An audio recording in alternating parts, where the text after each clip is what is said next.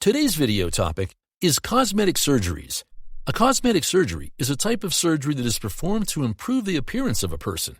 It can be performed on any part of the body, but is most commonly performed on the face, neck, and breasts. There are many different types of cosmetic surgery, and each has its own benefits. So here are the most common ones. Facial cosmetic surgeries.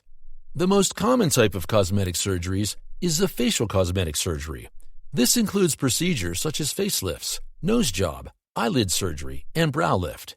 Facial cosmetic surgery can help improve the appearance of the face and make a person look younger and more attractive. Fat reduction surgeries.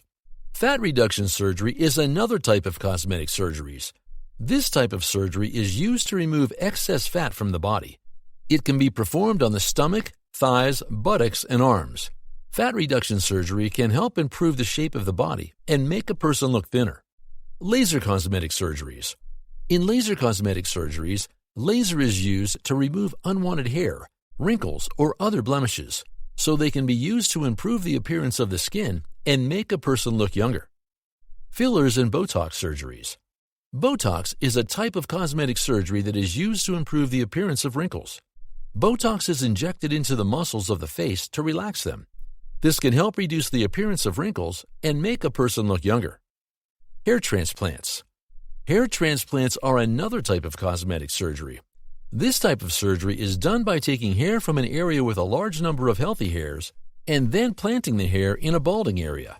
Hair transplants can help improve the appearance of the hair and make a person look younger. Choosing a surgeon. If you're considering having any type of cosmetic surgery, it's important to choose a qualified surgeon. A qualified surgeon has the experience and training necessary to help you achieve the results you desire. There are a few things to keep in mind when choosing a cosmetic surgeon. First, you'll want to make sure the surgeon is certified from a professional board. Also, you'll want to choose a surgeon who is experienced in the specific procedure you're interested in. Finally, you need to talk to the doctor about the risks of your surgery.